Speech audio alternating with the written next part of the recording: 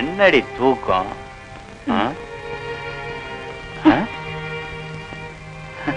விடுங்க, இதுல ஒன்னும் குறைச்சல் இல்ல. என்ன கோபம்?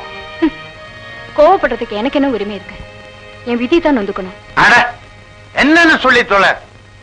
எனக்கு போதில் இருக்கிறப்போ இந்த மாதிரி ஜாட மாதிரியா பேசினா புரியாது. நேரடியா சொல்லிடணும். ஆமா, போதையில இல்லாதப்ப மட்டும் எல்லாம் புரிஞ்சுதான் செய்றீங்களாக்கும். இத பாருங்க, நான் உங்க பொண்டாட்டி தானே. என்னடி திடீர்னு இப்படி கேட்டுட்ட?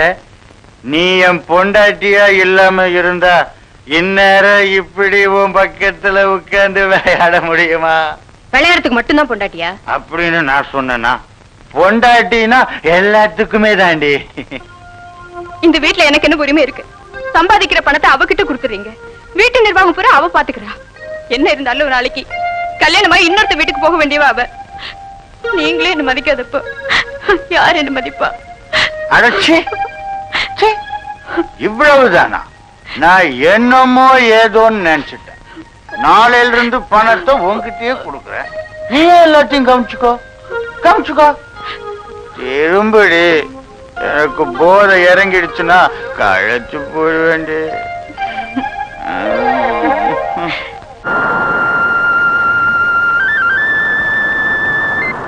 தனியா போறீங்களே, உதவிக்கு ஒரு ஆளை வச்சுக்க கூடாதா? இப்படி போறது எனக்கு பழக்கம் தானே கண்ணம்மா.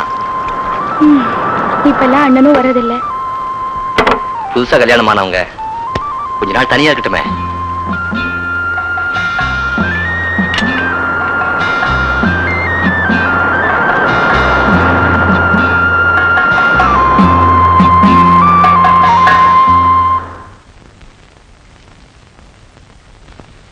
என்னது 140 ரூபா தான் இருக்கு?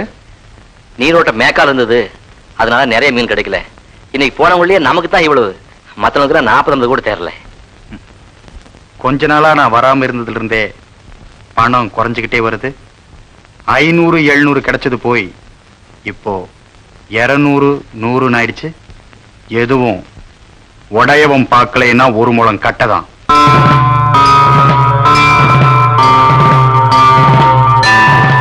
வடிவேலு, என்ன சொல்ற நீ? இதெல்லாம் அதிர்ஷ்டத்தை பொறுத்தது தானே. ஒருக்கா 1000 கிடைக்கும், ஒருக்கா 5 ரூபாய் கூட கிடைக்காது. நீங்க குடிச்சிட்டு வாங்க, பெண்ணி போட்டு வச்சிருக்கேன். கொடுங்கண்ணே. கண்ணம்மா, நீ சின்ன புள்ள, எவ்வளவு நாளைக்கு தான் நீ அந்த சுமையை தாங்கிறது? இனிமே எல்லாத்தையும் உன் அண்ணியை பார்த்துக்க சொல்றேன். இந்தாடி.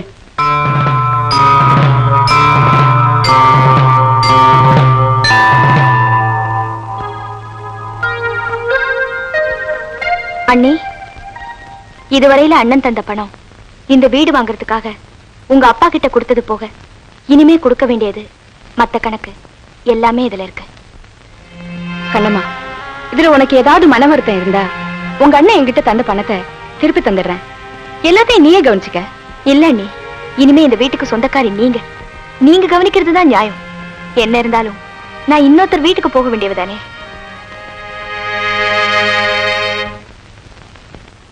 சிங்காரம், அரே வாங்க மாமா, உட்காருங்க. சிங்கப்பூர்ல இருந்து எப்போ வந்தீங்க? காலையில தான் பிளைட்ல வந்தேன். பையனுக்கு உடம்பு சரியில்லைன்னு கேள்விப்பட்டேன். என்னாச்சு? 2 மாசத்துக்கு முன்னால திடீர்னு விஷக்காய்ச்சல்னு படுத்தான். 1 வாரம் 10 நாள்ல காய்ச்சல் என்னமோ குணமாயிடுச்சு. ஆனா இது ஏதோ மூளை சம்பந்தப்பட்ட வியாதியா. மூளையை ரொம்ப கடுமையா பாதிச்சிருக்கு. அதனால எழுந்திருக்க முடியல, நடமாட முடியல, பேச முடியல மாமா. இவ்வளவு இருக்கும்போது இங்கேயே வச்சுக்கிட்டு இருக்க, பேசாம மெட்ராஸ் கூட்டு போக வேண்டியதானே? அங்கேயும் கொண்டு போய் பெரிய பெரிய டாக்டருங்க கிட்ட எல்லாம் காமிச்சிட்டேன். காலப்போக்கில் தான் குணமாகும்னு சொல்றாங்க. ஏதாவது கிரக கோளாறா இருக்கும். ஆமா, பையன் இப்ப எங்க இருக்கான்? மாடியில தான் இருக்கான். வாங்க போய் பார்க்கலாம். ரவி, ரவி, யார் வந்திருக்காங்க பாருப்பா. ரவி, கவலைப்படாத ரவி, எல்லாம் சரியாயிடும். சின்ன வயசுல எப்படி துருதுருன்னு இருப்பான், இப்படி அடிச்சு போட்ட மாதிரி கிடக்குறானே. வாங்க டாக்டர், உட்காருங்க. நான் சொல்லல, நியூராலஜி ஸ்பெஷலிஸ்ட் டாக்டர் பாபு, ஜமீன்தார் சிங்காரம்பிள்ளை. ஹலோ, வணக்கம். வணக்கம்.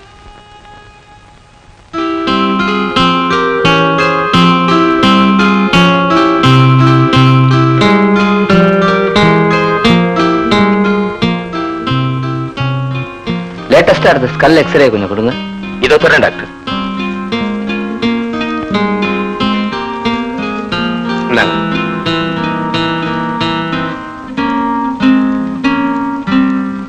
இங்கதான் பாதிச்சிருக்கு. கியூர் பண்ணிடலாம். We shall discuss later. Doctor, நீங்க என்ன நினைக்கிறீங்க? No hope. 3 மாசத்துக்கு மேல தாங்காதுன்னு நினைக்கிறேன். எனக்கும் அப்படித்தான் படுது. ஆபரேஷன் பண்ணாலும் கஷ்டம்.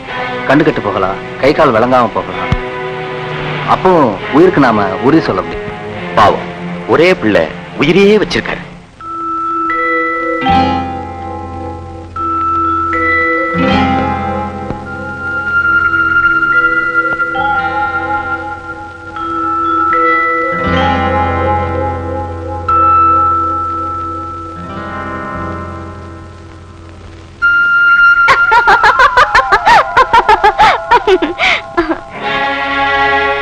கண்ணம்மாவை நான் நேரடியா கல்யாணம் பண்ணிக்கிறதுக்கு வாய்ப்பே இல்லை.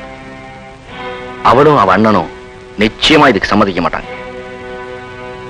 அவளை அந்த முத்து கல்யாணம் பண்ணிக்கிட்டு போக விடவே கூடாது. இந்த சந்தர்ப்பத்தை பயன்படுத்திக்கிட்டா எப்படி? முதலாளி மகனுக்கு கண்ணம்மாவை கட்டி வச்சுட்டா முடியுமா? ஏன் முடியாது? சீமா வீட்டு மாப்பிள்ளையா தேடுற வடிவேலு இதுக்கு நிச்சயம் சம்மதிப்பான். எனக்கு கிடைக்காத கண்ணம்மா, என் மனசு நோக வச்ச கண்ணம்மா என்ன போலவே வேதனைப்படணும். இதுல இன்னொரு வழி கூட இருக்கு. 2-3 மாசத்துல ரவி சாக போறான். எதிர்காலமே பாலைவனமா போச்சுன்னு கண்ணம்மா தனிமைப்படும் போது அவளை அடையிற அதிர்ஷ்டம் கூட எனக்கு கிடைக்கலாம். அடச்சி, இப்படி நினைக்க உனக்கு வெக்கமா இல்ல? ஏன், என்ன தப்பு?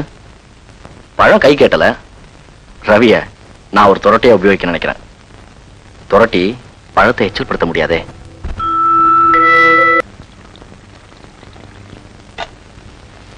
வாங்க சாப்பிடலாம். வடிவேலு வரல?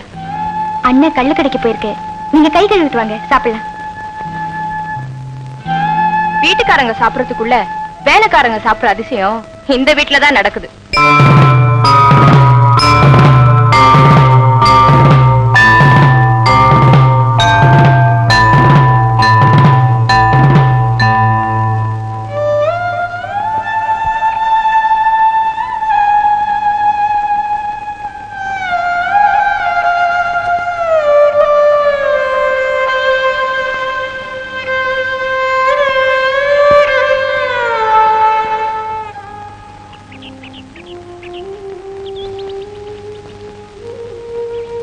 இந்தாயா, எழுந்திரு சாப்பிடலாம்.